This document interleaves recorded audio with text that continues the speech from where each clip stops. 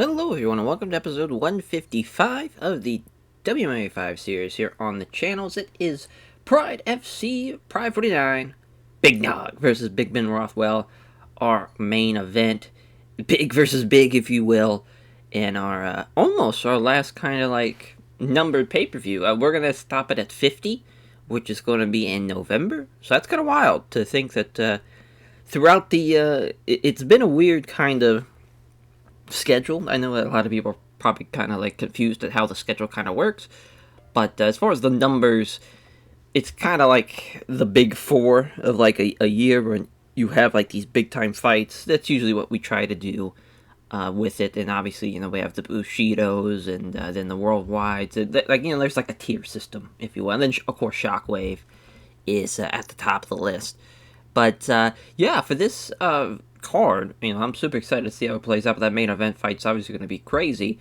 But we do have a big piece of mail. Finally, I don't care if it is August of 2010, and by the time we finally get him rocking and rolling, he'll probably be close to, as far as we'll only see him for like one fight. Gamaki finally signed him. It took about 9 fucking years, but we did it. He has been eluding us for some time now. 19-1, third in the pound-for-pound rankings, number 1 heavyweight in the world, at 6'10", a absolute unit out there. And he's beaten guys like Ben Rothwell in the past, although that was 9 years ago, but he still beat him. He's beaten Simi Chalette in the past. It's been an AKA for a while. As far as he's gonna be a huge get, and we finally get him. It takes a little too long to get him, but we finally got him. We have a lot of extensions and some fight demands as well. So Fabrizio Verdum wants to fight Seth Petrozelli. We extended Tony Ferguson, Rafael Calavante. Diego Sanchez wants to... they alwaess want to have this fight. Diego Sanchez and Sean Pearson. Kira Kikuchi got extended to Rafael Carino, Misha Tate, Patrick Cote. Dongyu Kim got extended. Roy McDonald got extended. Todd Duffy, Heath Herring. Jesse Forbes is still back with us, and Rick Story. But Alicio Sakara, though, is going to be with us as far as another guy that's only going to get one fight, but that's 14-7. A boxing background in the middleweight division. As far as a guy that big that can is known for kind of pushing the pace and using his boxing to his advantage, it's always a fun fight to have. Obviously, we probably won't have him now that he's going to be fighting at Bellator in August, so probably won't be seeing him, but it was nice to at least sign him before the end of the save. Aaron Duffil gets extended, and then of course Cam McGee signing. We'll probably, even though it probably, as far as I don't know how big the replay value would be, but definitely going to send out the save file once we're done with this. So that's why we're kind of still treating it like, we're still running along, just because in case somebody wants to play it into the 2010s. It just seems like a fun idea for those who are wanting to do it. But yeah, let's get into the show. Antonio Rodrigo Nogueira, Big Ben Rothwell, our main event for the heavyweight title. But our co-main event is another title fight, lightweight title fight. Uriah Faber taking on Ramiro Sato. Ramiro Sato has been an absolute savage in there. He's been on a run, but so is Uriah Faber. And Uriah Faber getting a lightweight title fight is pretty massive to see. Rampage versus Marcotte as well. Middleweight fight, obviously, there. BJ Penn and Joaquin Manson, that's a crazy fight. That could main event, like, a Bushido card. Definitely could main event a worldwide card, too. Like, that's a big-time fight. Jake Shields versus Luis Santos. Luis Santos, of course, is kind of fallen from grace a little bit, so this is a bit of a challenge for Jake Shields and then a opportunity to bounce back for Luis Santos. It works out both ways. And then Vitor Belfort versus Joe Dorkinson, kicking off the show. That could be over in a matter of instance, or a matter of seconds, honestly, in that fight there between those two men, Belfort and Dorkinson. Prelims, though, Bobby Lashley making his debut against Daniel Puder. Just makes sense. Yeah, we have to have this fight. Would love to have Brock and him fight, Brock and Bobby Lashley, but I don't know if it's going to happen. And then our women's fight, Angela and Mei Yamaguchi. That should be a fun little women's fight. It's our only women's fight in the entire card. We're kicking off with the women. Which should be fun, though. Those prelim women's fights are always wild, because you never really know how it's going to play out. The odds are kind of all over the place. But Big Ben Rothwell is making a second offense, which, of course, if Nogueira does win, this will be his third reign as the heavyweight champion. Big Ben Rothwell, though, has finished all of his last 5 opponents. He's been on a tear. 2 of the best pound-for-pound fighters in the world. Rothwell 2nd, Nogueira 5th. The 18th time that Big Nog has made it in a Pride event. That's got to be the most in company history. 6 for Rothwell. First time they have fought, Rothwell will have a significant weight advantage, and Rothwell 7-0 on the Blurgat stat picks. Very impressive there for Big Ben Rothwell. As far as Big Nog, obviously now we're at the tail end of kind of his run of dominance, 34, really towards the latter half of the decade. You're losing to Sergey, losing to Krokop, you have the draw with Sergey, then you lose to him again. But you did beat him, so that is impressive nonetheless. He knocked out Overeem, too, back in February, so this is a big fight for him, for sure. I mean, you get that 3rd title win as heavyweight champion. Of course, the OG run was incredible. From 2002 to 2007, like, what a run. It was fantastic, and it was a split decision loss, too. He didn't even full-on lose. He won in the rematch, so it's kind of crazy to think, as far as, from that perspective. But, man, as far as Big Nog has been the man for a long, long time. This is a tough opponent, though. Rothwell has been on a tear, as far as for his, he knocked out Sergey. He finished Mirko Krokop. He's finished Tim Sylvia. He also finished Overeem, but a lot of submission wins, which is interesting, because I don't think he's going to have better grappling than Big Nog. I feel like he's going to have better stand-up-wise. He's going to be better than him, but it's crazy, as far as, obviously you have the Rafael Carino loss is still crazy to me, because that was a crazy fight. 2 absolute giant heavyweights, and for Carino, not only to win, but win by a TKO is massive as well. Losing to Pedro Hizzo was crazy, kind of hindsight, in the heavyweight Grand Prix, the first round of the heavyweight Grand Prix, no less. And then obviously he finished Tim Sylvia the next 2 years, 2 years later after the Fright Night show. So at least he avenged that loss, but just kind of crazy how his trajectory went. Something nobody thought when we brought him in 2004. It was like, oh, this guy's going to be the future heavyweight champion. Like, I don't think people had that upside for him. Maybe they did, though. Maybe they did. But that's going to be a fun fight, though, obviously. Cannot wait for that one. California Kid, your favorite, take it on the Moon Wolf, Firmino Sato, as Firmino Sato makes it a successful defense, his 3rd one. This would set a new record, which is pretty hilarious when you think about it, because the lightweight title's been around since, I believe, 2005. It's crazy, that belt is kind of hot potatoed around, which makes sense, though, because that division is pretty stacked. But Firmino Sato, he has submitted 4 of his last 5 opponents, and then Uriah Faber has went the distance all 5 of his last fights, and he's won by decision. Fascinating, though. The Blurcast stat picks is very, very close, 4-3. With Firmino Sato having a slight advantage. He does have a significant weight advantage. Both are world-ranked welterweights, as Firmino Sato is number 1, Uriah Faber 7th. For Uriah Faber, to get to this point, obviously was going on a tear in WEC, but then, debuting against Cristiano Marciello, beating Joe Stevenson and Dean Thomas. Impressive wins, all worldwide shows as well. So this is the first time on pay-per-view after being on TV for the past 3 shows. So we've had a good fight, a poor fight, and an average fight. So it's a fucking gamble to see how that fight's going to play out, to be honest. But Firmino Sato, 9-1. Crazy, his only loss was Josh Thompson, which I would love to see that fight again, to be honest. That'd be a pretty fun one to see. But, again, beat Dean Thomas. Not only beat him, but finished him. So MMA math would maybe dictate that he should be the favorite. And he also finished Gilbert Melendez back in June of 2009 last year. And he's been the champ ever since. He's been fantastic. He has been absolutely fantastic. And he has been just on a tear. On an absolute tear. Should be a fun fight, though. I think stylistically they match up pretty well. And should be a good one. Should be a fun main and co-main. And our match before the co-main event, as Rampage Jackson, Nate the Great Marcotte, 2 of the best pound-for-pound fighters in the world. Obviously 2 top middleweights there in the world. Jackson has finished 3 of his last 5 opponents. Rampage trades the Lions then. Marcotte's 1-1 against other members of that team. Rampage is going to have a significant weight advantage, and he'll definitely be the Blurcat staff picks favorite there. 14-7-1 as a whole in Pride FC. Obviously 15-7-1 because he had the one fight against Mike Pyle before he was signed to Pride FC. It's cool to think how far he has come along. It sucks that he only had one title fight the entire run, But, I mean, he's had just a weird-ass career, because the Allen Goes loss was crazy. Then to lose to him again at Final Conflict was nuts. He's had basically good fights all the way around, except for the Anderson Silva fight, the split draw, which was just fascinating again from that perspective. They had to do the rematch, lost there. But yeah, he just kept on getting finished in the second round there for a little bit, which was a tough break for him. Yeah, it's crazy. He beat Merlio, like way back in Final Conflict 2003, obviously to win the middleweight Grand Prix. Pretty wild, like pretty wild to think how that has, as far as played out, just unbelievable stuff. And for Rampage here, I mean, this could be a great fight for him.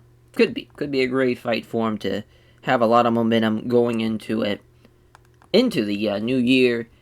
If you are wanting to, continue the save, he'll definitely be someone you want to match up with, somebody that's in the probably top 5 for sure. Because Marcotte is he's 9th, so he's in the top 10. But as far as for Nate Marcotte, he's also a nice little win streak. They'll beat Yuki Kondo and Leopoldo Cerro. As far as his biggest wins, probably the Dean Henderson, or not the Dean Henderson, maybe the Lee Murray win, because Lee Murray was that dude for a hot minute. It's crazy, as far as his losses, Chuck Liddell, Vanderlei Silva, Anderson Silva, Merlio, Stiebling, Vanderlei again, and then Fabio Maldonado, like, all pretty solid guys. Like, they're pretty tough opponents that he's beaten along the way. And to think, as far as he is still rocking and rolling with a 22-9 record in that middleweight division, that's pretty impressive. Pretty impressive to see. It should be a fun fight. Should be a fun one. As the trilogy fight between the Prodigy, BJ Penn, and Hellboy Joaquim Hansen. They are, of course, tied 1-1. The last minute, the co-main event at Omega Machito 19 last year, which Joaquim Hansen won by TKO. As I think Joaquim's going to win this trilogy fight. Penn's just, he's not the same BJ Penn he was 6 years ago, it's just, he's a different guy. I don't think he's going to be able to withstand what Joaquim Hansen's doing, because Joaquim's really coming along well. The Ramiro Sato loss was tough, because he was on a tear going into that fight, but this would be a fun fight for him, for sure. He just can't figure out Ramiro Sato. The Juan Baraga loss is pretty crazy, and the split draw with Takanori Gomi. That'd be kind of a fun fight to maybe run back. I know, as far as Takanori Gomi, well, no, we did it. We did run that back, and it was a split decision win. So, I mean, maybe we could do a trilogy. Wouldn't be too bad. Be kind of fun. If he loses against BJ Penn here. Which I don't think he will, but you never know. Yeah, BJ Penn 9-4. He is on a 2-fight win streak against Josh Neer and Luis Firmino. He's kind of had a tough couple of years, stretch. But he's gotten some wins. I got his first win streak literally since he was 14-0. Things might be looking up for BJ Penn. You never know. Still only 31. Still is basically in his prime. Jake Shields versus Luis Santos. Says Jake Shields is in for a world of hurt here, I believe. It's just Luis Santos. Obviously, those body kicks are vicious, and I don't think Jake Shields is going to have what it takes to beat him. But you never know. As Jake Shields 8-6, 22-8. It's on a 3-fight win streak. He's won. I mean, really, when you think about it, he's won 6 out of his last 7, which is pretty impressive, actually. His only loss was Diego Sanchez in that run. He's beaten guys like Matt Serra, Elijah Harshberger, Tetsuji Kato. Not the biggest of names, but they were names at one point. Sakuraba and Josh Koscheck, who never really turned out to be anything, but and Nisman, which is kind of a blessing for me as someone who hates that man. But yeah, it's just wild to think like he's beaten Thiago Alves in the past, Kira Kikuchi in the past. Because Kira Kikuchi's beaten some tough guys, but obviously it's been pretty few and far between as far as like the great performances. But I think if there's someone that busts out a great performance against him, it will be Luis Santos. 8-6, 19-11. It's kind of crazy his record isn't looking so hot right now. Yeah, again, he lost to Kira Kikuchi, so MMA math would dictate that he and Jake Shields would have an advantage. Obviously, that fight was almost as far as 5 years ago, but it is what it is. I mean, still, that record would kind of dictate that he is doing well for himself. I think we're kind of out of his prime, though, honestly. You kind of see, obviously, the mid-2000s were his sweet spot. And now, as far as his only wins are against Dennis Hallman across it, which the Dennis Hallman win is nice, but like Thiago Alves, tough guy, Damian Maia, tough, Chris Lytle's tough, and obviously John Alessio, who's now the new welterweight champion again. It's be a nice fight for Luis Santos to win. That's going to be an interesting clash of styles, for sure. But I'd be backing Luis Santos, the Vitor, the Phenom Belfort, taking on Joe Elderte Dorkinson, as Dorkinson has trained at Paresta, which has an overall record of 0-1 against other members of that team. Belfort is ranked 17th. Dorkinson's ranked 20th. Dorkinson's won 3 of his last 5 fights by decision. Dorkinson does have the Blurcat stat picks advantage, which is interesting. I definitely would have thought Vitor would be the favorite going into this. Dorkinson, he's 1-1. He did beat Frank Shamrock, so that is rather impressive. I'm kind of shocked to have seen him beat Frank Shamrock. I know David Terrell was an interesting win for him at UFC, and also had Herman, Aaron Simpson, which he hasn't really done anything in as far as for us, and Dan Miller too. It's like he's beaten guys that have been on the roster, but just as far as the Frank Shamrock win, I mean, Frank was a working middleweight champion at one point. It's pretty massive, but I just think Vitor is going to be a little too much for him. He's 10-10 in Pride FC 16-11 as a whole. Not a great run as of late, but you see the ratings there of these fights from 04 to 2010. Nothing but good to great fights. Incredible stuff. Beat Murillo, beat Vanderlei, lost to Anderson Silva, unfortunately, in his only title fight. Which, again, another middleweight guy that only had the one title fight. Just kind of crazy to think. It's another guy that definitely could have been a force for us, that is for sure. But yeah, I mean, that's going to be a fun opener for the main card. In our prelims, the Dominator, Bobby Lashley, making his debut. Pewter's got the 5-inch reach advantage. He is the favorite, which I'm not surprised, to be honest, because Daniel Pewter's been shockingly beating some people throughout the way on this save. But Bobby Lashley, though, going to be huge. I mean, significant weight advantage, but Pewter with the reach, probably better grappling, if I had to say. We'll see what happens as far as in this heavyweight contest. Yeah, I mean, if he does lose, Bobby Lashley, then it'd kind of be a waste to do Brock in him, but you never know. You never know. It still would be a fun fight to see as far as from that perspective. And then Angela versus Mai Yamaguchi, as Angela has won since April of 2008. Not a great run for her as of late. 5-1 now. She only had the one fight, though, I guess, so it's not terrible, which is kind of crazy that she's been signed for so long. It's only had one fight in probably 3 years, so it's nice that she finally gets another fight here. She is the 11th strawweight in the world. As for as Miss Yamaguchi, though, 4-2, the karate, Brazilian jiu-jitsu background. She did lose to Roxanne Modafferi, but Roxanne Modafferi is a tough-ass opponent, obviously, and she's got a little bit more fights under her belt. And I would say she's probably the favorite, which makes sense. Blurcat staff picks-wise, they are backing her, and this should be an interesting one, though. Should be an interesting one. We'll see how Angela does. Plus 270 on the betting lines, minus 350 for Yamaguchi. Tokyo, Japan. Farmington, New Mexico for Angela, 5'4", 5'5". 2 pounds difference between the two, as far as from the weigh-in perspective.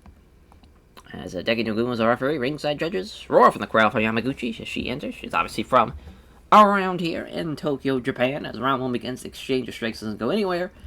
Angela has a quick 1-2, doesn't land either blow. Now Yamaguchi's looking for the clinch, which is interesting with that karate Brazilian jiu-jitsu background. Trying to get up against the ropes.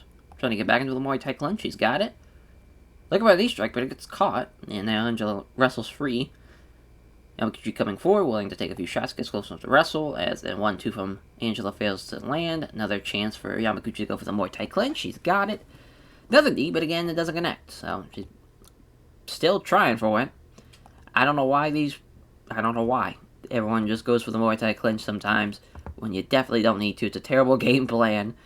But it is what it is. Misses the big right hand. Does Yamaguchi, and Angela counters with a good right hook. Yamaguchi moves in, ready to attack. There's a quick punch as a land, though. 1-2 from Angela fails the hand. And again, Yamaguchi with the Muay Thai clinch. Just now she's stalking forward, pressuring up against the ropes. Got her with a counter jab at 1-2. But my Yamaguchi was equal to it. As Angela gets close enough to clinch. Trying to muscle over against the ropes. Can't do it, though. Yamaguchi out-wrestles her, trying to go for that Muay Thai clinch again. Oh, she finally fucking lands it. And it's a big one as she knocks her out cold with 40 seconds left in the round. What a victory for my Yamaguchi. My god. Fantastic. What a knee. Jesus, she wants to fight Jessica Aguilar next, as she praised her team at first. Her very responsive all fans came on support her. That'd be a fun fight, though, for sure. As next prelim, Bobby Lashley, Daniel Puder, obviously both wrestlers, Denver, Colorado, California native for Daniel Puder.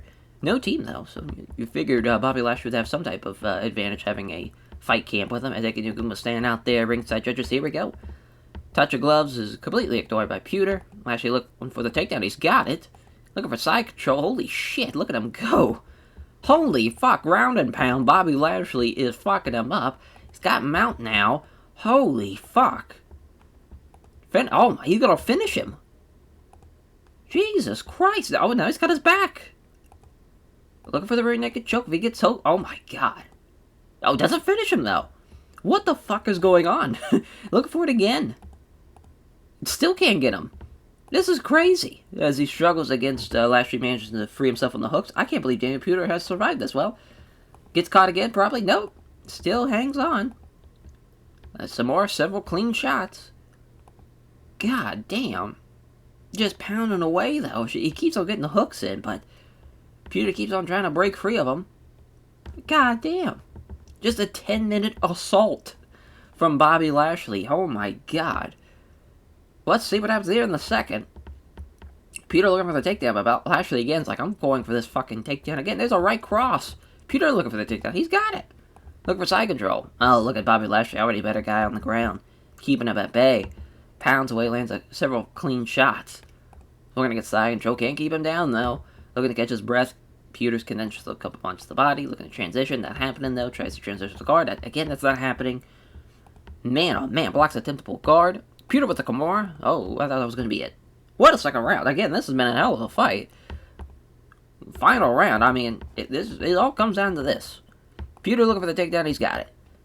And it's a scramble. Lashley's trying to get back up. Lashley somehow comes out on top of north-south. Looking for side control. Blocks a attemptable guard. Oh my god. I mean, he just keeps pounding away with these strikes. He's a massive motherfucker, though, so it makes sense. 6'2", 270 is crazy. That is a big motherfucker. Looking for both hooks in now. Big right hands again. Stop the goddamn fight. Thank you, Hideki Nagumo. Jesus Christ. What a war. We gotta see Bobby Lashley and Brock Lesnar, though. Holy shit. That was crazy. Goddamn, what a debut. As he praised his team at the Armory, his various sponsors, all the fans come and support him. Holy shit. Vitor Belfort, Joe Dorkinson. Plus 100 for Vitor Belfort, minus 110 for Joe Dorkinson. 16-11, 17, 27-12 rather. Hideki Nagumo staying there again. That's our third fucking straight bout. He's refereed now. Ringside judges. Vitor's significantly bigger now, even though they weighed in exactly the same yesterday. Round one begins. Dorkinson looking for the takedown. That's not happening.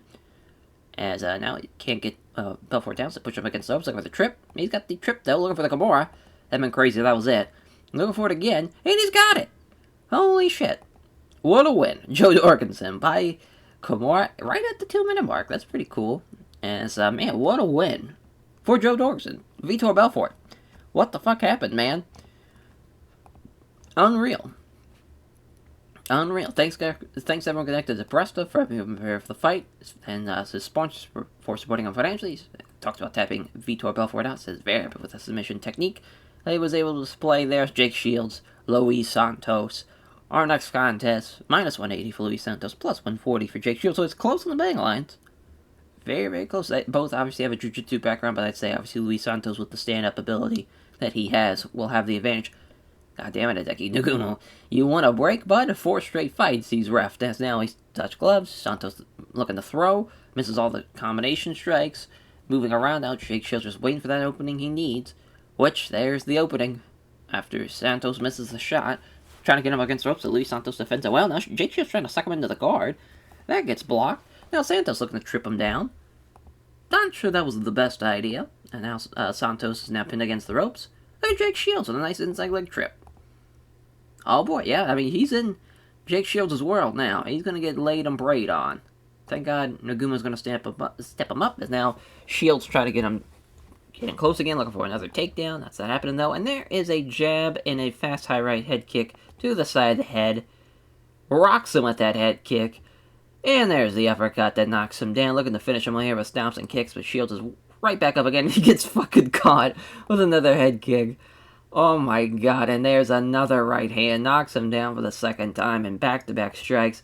Stop the goddamn fight, Hideki Nagumo. Jesus Christ, is this Mario Yamasaki out here? Oh my god. He's still unloading some elbows now. This is crazy. What the fuck is going on in this show? Pounds away some elbow strikes, can't really land anything significant. Look for the arm triangle. Shields defends that well, though. Some more short elbows. They're going to stand him up again? That's crazy. Thought he was going to catch him again, maybe with one more shot before the end of the round. Nah. Boys, it does Jake Shields. Yeah, I mean, it looked like Luis Santos was going to be in trouble there in the first half of that round. Then all hell broke loose. Somehow going into the second, though, is Jake Shields. Can't get up with a jab, but he hits a low kick to the legs. Jake Shields again trying to step up and grapple. Can't set up left jab, hits a beauty of a straight right, though. Another left hand and the beauty of a straight right. I mean, these 1-2s are starting to rock. Jake Shields now looks like. And there's another right cross that lands hard. Crunching right hook now. Now a spin kick to the ribs. Holy fucking shit. Another spin kick this time. A jab hits him, then a right hand that lands hard. He's rocked him again up against the ropes. Please stop the fight, Hideki Nagumo, for the love of God. Pushes away the weak short-range knee strike there. The Jake Shields somehow regains his composure. And there's another jab and a quick leg kick. Shields looking to get him against the ropes. Can't do it, though, as Shields is trying to push him against the ropes this time, and Santos again fights it off. Santos trying to get him back down to the ground, which I think is a terrible idea. Oh, there's a left jab and a straight right hand, again from Luis Santos, then out the second. Yeah, I mean, Jake Shields going to have to finish him at this rate. The way this is going. Unreal. 2 jabs and then a powerful body shot. Somehow doesn't even phase Jake Shields after the beating he has taken today. As Luis Santos, the fatigue is creeping in now. Shields isn't trying to rush in. Yeah, definitely don't want to get caught now. Jab hits home. Body kick now also hits home. There's a crunching right hook. And there's a stunning right hook. He's got to finally knock him out. Oh my god. I mean, just murdered him. Did Luis Santos crazy. Knocked him down 3 times. Well, he had 2 knockdowns and then the knockout. And also rocked him in the second. Crazy. Absolutely crazy. Crazy that was only rated decent. I know that first round kind of stunk because of Jake Shields, but I still would have said that was a pretty exciting fight to see Jake Shields keep on battling back like that. Thanks that we're connected to the Minotauro team, helping him prepare for the fight, is supporting him financially, asked who he'd like to face next. But he has a lot of respect for Arietta score and thinks that'd be a great fight. As our next contest, the trilogy fight, Joakim Hansen, BJ Penn, 18-4, 21-1, Oslo, Norway, rather, and Helio, Hawaii, for BJ Penn, plus 170, minus 220. Very close on our betting lines here. Both guys obviously Brazilian Jiu-Jitsu backgrounds. Only an inch difference in height. Both weighed in 161, both 31 years old. Jesus Christ, is Hideki Nagumo the only referee today that had signed up for this card? This is nuts. Opening bell rings. They meet in the center. Hansen misses the big right hand, putting him off balance. Here comes a left kick to the body. Penn comes forward, trying to hit a jab, but misses. 2 quick punches, doesn't hit either of them. Exchange of strikes sees both fighters failing anything significant. BJ Penn stalking forward, pressuring him now, bobs out of the jab, moves into the pocket as BJ Penn. 1-2 fails to land, though. BJ Penn back into the pocket, can't connect the jab, lands the right hand. Nice boxing display here from BJ Penn in the first 2 minutes. Left hand, but Hansen evades the big right. Hansen hits a jab, finds his right cross block, doesn't connect with the jab, but hits the right, nice right hook. This BJ Penn, and neither fighter can land anything off of a burst of strikes. Tries for the high kick. Wide of the mark, though, is BJ Penn. Looking for it again, looks like, but miss. Hansen can't catch Penn, who has great head movement again, slipping and bobbing out of the 2-punch combination. Both fighters striking without success. Doesn't connect with the left jab, also fails on the hook to the body. Still trying to pressure him now. Hansen fires off a counter jab. 1-2 from Penn, fails to land. Penn hits a jab, has his right hand absorbed in the gloves. Hansen hits a jab, but also has a right hand block. Penn attacks with strikes. Hansen lands a left hand exchange. BJ Penn fails a fine home-ish jab, then hits a nice straight right hand that lands hard. Tries that jab, but misses. That was a quick 1-2, doesn't land either blow either. BJ Penn again, moving in on Hansen, preparing the throw. Peter going, trying to get in close. Penn took the initiative. Jab is wide. Lands the big right hand. Looking forward is BJ Penn, looking to force the strike exchange. Counter jab again. Penn moves behind, rather, moves in behind, rather, 4 quick punches. 2 of them finding a home, but Hansen evades the big right punch. BJ Penn hits a left hand, but Hansen avoids the big right halfway point in the round. A few gulps of breath down. BJ Penn's given the first hand. He's starting to tire now. Two fighters stand and trade strikes. Neither fighter can land a significant blow, though. Penn comes forward on the attack. Hansen tries to hit jab, but misses. Jab hits home. I would rather jab is wide. Oh, no, it does land. Jesus. As a jab does land, but finds something in air on the big right. Penn coming forward, walking down. Hansen manages to counter jab. Penn opens it up with a feint. There's a nice jab at a big right hand. Got him into the pocket again. There's a right cross that lands hard. BJ Penn's been fantastic, though. This first round jab lands. Body kick that follows up, misses. Still pushing him forward. Counter jab from Hansen. Another feint that leaves Hansen off balance. Doesn't land any of the strikes that he threw at Hansen here. 3 minutes left. Hansen lands a left jab. Fails to land on the hook to the body. There's a left jab and a great right hook from BJ Penn. Oh man, if using a flurry of 4 punches without landing any, but connects on the right hand. Misses the couple of jabs that lands the right hook. Does Hansen back into the pocket, can't connect the jab. It's a nice straight right hand. There's a countering a right hand with a left jab and a right cross as BJ Penn. Avoids the jab but is able to move into the pocket. Another 2-punch combination that doesn't hit either of them now. 60 seconds left in the first. Penn steps into the fucking pocket again. There's a 1 out of 3 quick punches, then scores the right cross that lands hard. The fatigue starting to creep in for BJ Penn.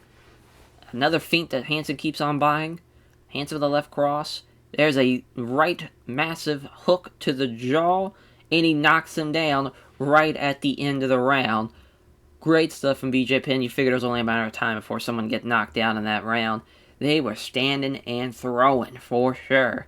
A lot of strikes thrown. BJ Penn fucked him up, though, as far as from the boxing perspective. He was fantastic. Jockey Manson's going to have to do a lot here in the second if he's going to want to win this trilogy fight as Hansen. Looks like he's about to step in and grapple. Penn simply took the initiative. Those attempts to hook to the body doesn't connect, though. Hansen misses with a pair of jabs, so scores the right cross. Doesn't connect with the left jab, but nails the right cross. Jab hits home. Hits him with the beauty of a straight right, though. BJ Penn's basically tired, and now Jockey Manson looking for his first takedown. The first takedown attempt in the entire fight. But as it gets blocked, it's got him up against the ropes, though. BJ Penn is probably going to get taken down here with a trip, potentially here. No, just a couple of short punches there. Now a knee to the side of the stomach. Knee above the hips. Looking for another knee, but BJ Penn breaks free and creates some space. Can't connect accept strikes. Hits Hands with the beauty of a straight right, though. Connects the jab and lands the big right hand. A minute left. Hansen made him name and shoot, but Penn again aggressively took the initiative. Lands a left jab. Can't connect with the right hand to the body. Hansen looking for that takedown. Can't get him down. Gets all of a leg, but Penn just remains standing, hopping on the other foot. Hansen can't get him down, so he settles for pushing him against the ropes. Penn just stuck with his back to the ropes, so now we're just basically at a stalemate to end out the second.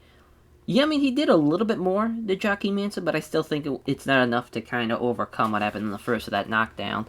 At the end of the round, stepping in looking to unleash. Hansen looked like he's about to see a shoot in first, but BJ Penn simply took the initiative, can't connect the step left jab, lands the big right hand as Penn. 1-2 from Penn fails to land. Jockey Manson with the takedown, though. This is big. BJ Penn looking for the scramble. Hansen's still on top. Can't get past it, but he's still trying to punch him down, trying to work past. Another fucking scramble. And then, now BJ Penn's in control, though. He's on top of north-south. It's a scramble. As the scramble ends with Hansen grabbing Penn with a waist lock. He's got back control, looking to slam him back down. He does so. As he winds up on his hands and knees, just as Hansen's above him. Now Penn's starting to scramble. He loses out on the scramble, as Jockey Manson, which is pretty wild. As now Penn doesn't let Hansen pull him in close to, try to be smothered. That's an interesting round, because, I mean, Joaquim started to finally go for takedowns. I think he probably should have done that in the first, but it is what it is. And yeah, your winner by unanimous decision will be BJ Penn. Wins the trilogy fight. Right decision, for sure. Just sucks Joaquim Manson kind of a terrible game plan, because he wasn't going to outstrike him. Yeah, got fucked up in the first, and it cost him. Cost him everything. And so BJ Penn thanks everyone connected to his gym for helping him prepare for the fight, and the sponsor supporting him financially says that who would be interested in fight next, and he demands he wants to get a fight with Blake Ferguson. No doubt BJ Penn benefits from being interviewed. He's knows the value of building up a name. It's Rampage Jackson and Nate the Great Marcotte, 22-9, 15-7-1. Wrestling boxing background for for Rampage Jackson. Nate the Great Marcotte with a mixed martial arts background, plus 230, minus 300 for the favorite Rampage. We're going to start the timer because I'm going to take a swig for the working man.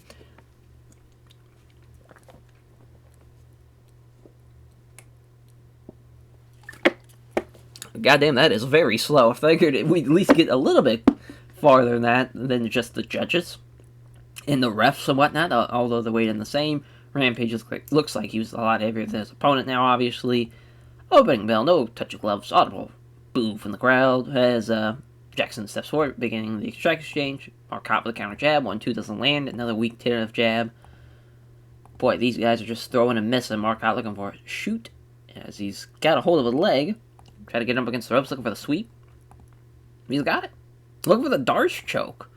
Oh, that got stopped. That'd been crazy. Marcotte looking for the knee strike. Jackson was ready for it, though, and the scramble begins. Marcotte quickly sees an opportunity to move in and quickly try to secure one of his opponent's legs, but he ends up missing out on that. Tactical error there, especially so early on the fight. Probably should have went for broke there. See what Rampage can do now that he's on top. Throws a couple punches to the body. Punches down on his gloves. Just a whole lot of nothing, seems like. Cannot get free out of half guard, so he's just stuck here. Blocks attempt to move from half guard to full guard. Finally, the referee stands him up. Jackson throws a punch. Marcotte was equal to it. There's a left. It can't connect the step left jab, but hits a crunching right hook, though. Neither fighter can find the target, though. Jackson with an easy checking of the hard low kick, though. Doesn't find the mark on his right hook. Marcotte again with another takedown attempt here. Got him against the ropes. Got him down again. Looking for the leg lock. Again, I mean, I respect that Marcotte's trying to go for a submission. So already went for 3 already in that first round. Rampage, I mean, he was doing well when they were standing. Just once you get him up against the ropes, you know, Marcotte, that's his wheelhouse. He's going to take you down. See what happens in the second. What a fantastic right cross, and he knocks him out cold. Well, that's how you do that, Rampage Jackson. Jesus Christ. What a knockout finish before the co-main event as Rampage making that 16-7-1. As, he wants Fabio Maldonado. That'd be fun. As he thanks Ever Connected Alliance in helping him prepare for the fight. His sponsor supporting financially answers that the next fight. He was asked who he wants to fight. Answers who wants Fabio Maldonado, and it said it'd be fun to kick his ass for money when he'd happily do it for free. Love it. Love it. Co-main event though. The California Kid, Uriah Faber. The Moonwolf, Firmino Sato. He wins this fight here. He holds the record for the longest, for the most offenses rather, in the lightweight titles history here in Pride FC. Minus 180, plus 140, though. Very close. Both have a wrestling background. Presta, Team Alpha Male, obviously, for Uriah Faber's got the 11 pounds disadvantage. We'll see if that's going to play into a factor here, as Iwan Takawa's a referee, ringside judges. Sato, though, the hometown favorite here in Tokyo, Japan, as he gets a big cheer during his entrance, opening bell. Two fighters get up close to a wrestling position. Uriah's got the advantage so far. Got him against the ropes, looking for the takedown. Greco-Roman slam.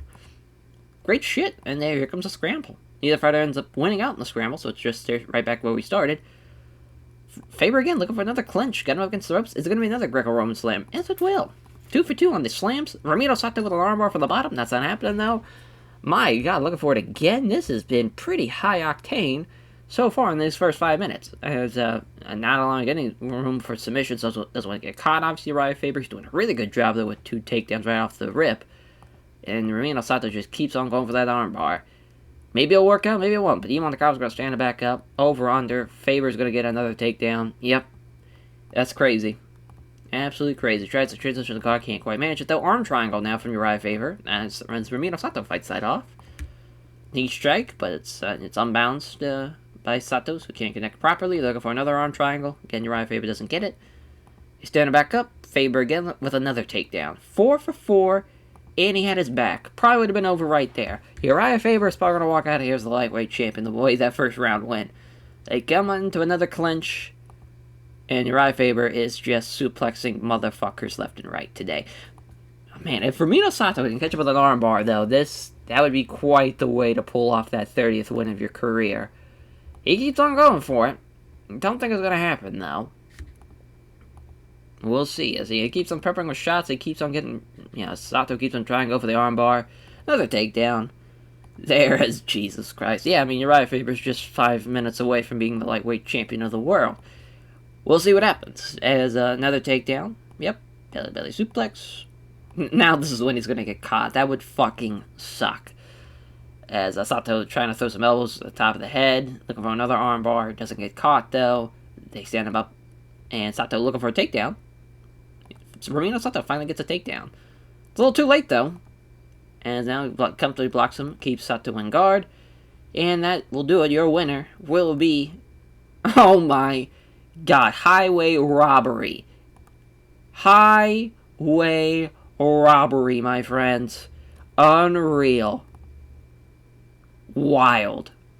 The motherfucker didn't land a single strike. He had one takedown. Sure, he had, a lot of submission attempts. God bless him. But there's no way he won the first. Maybe. Don't think he probably won the second. If he was going to win a round, it was the third. And even then.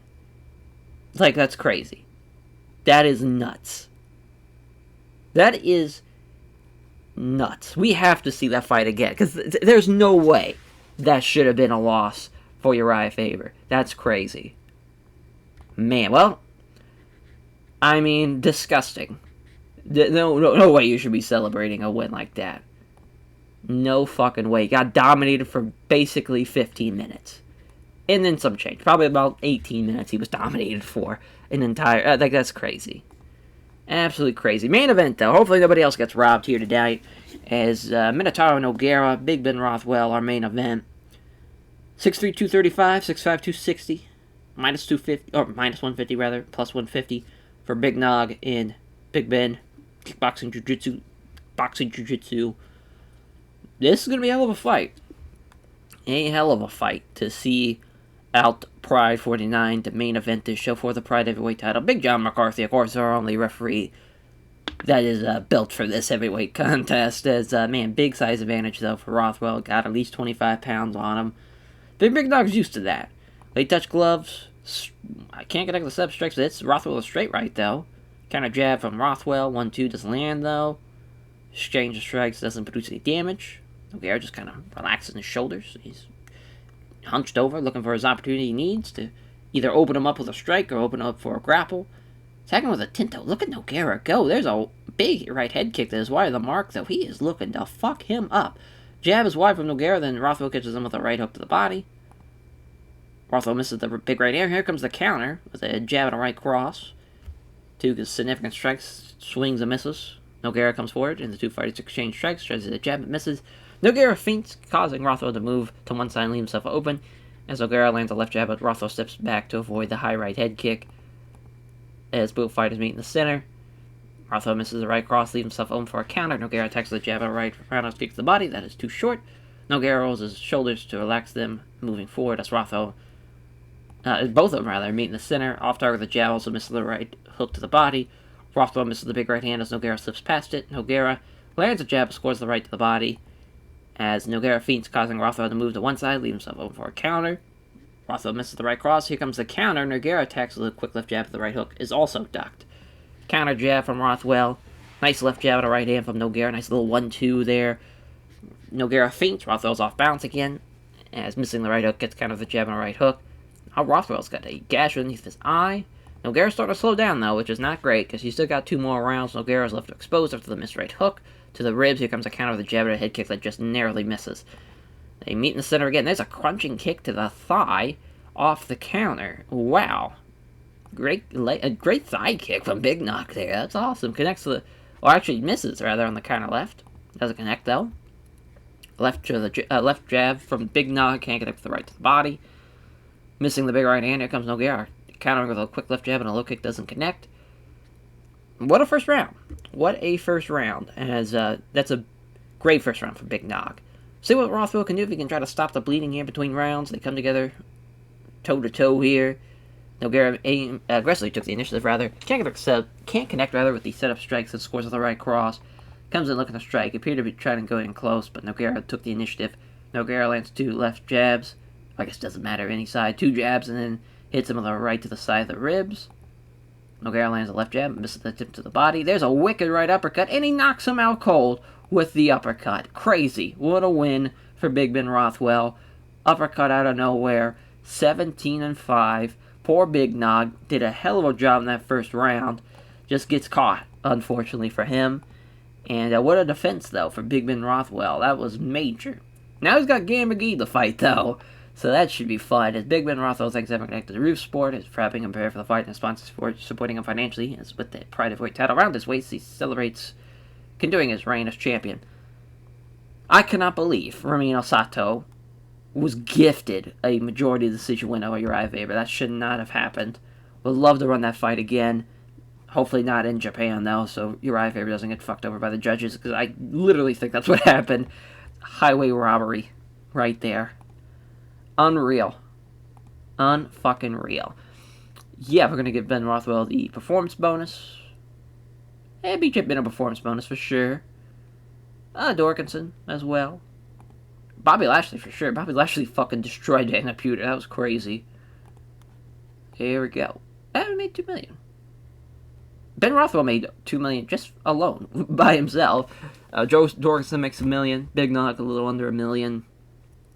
Bobby Lashley with $500K. It's a big night. Big night for a lot of guys there. As that will do it for this episode, as we will catch you guys next time. And I believe it's a worldwide taping. I believe that is what's next. But yeah, we only have... we only have September, October, November, December. So, we only have just a couple more months. And then the series comes to an end. Unfortunately for us, because this has been a fun series, but it's time. 10 years. It's a good stopping point. I can't believe Romano Sato. This is gifted that.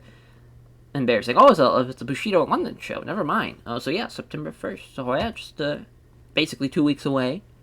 So that should be exciting. Yeah. And that's Sergey versus Cain Velasquez. That's a hell of a main event. Sergey's the man. Velasquez has been on a run. That should be a fun-ass fight. But yes, thank you all for watching, and we'll catch you guys next time. Take care, everyone.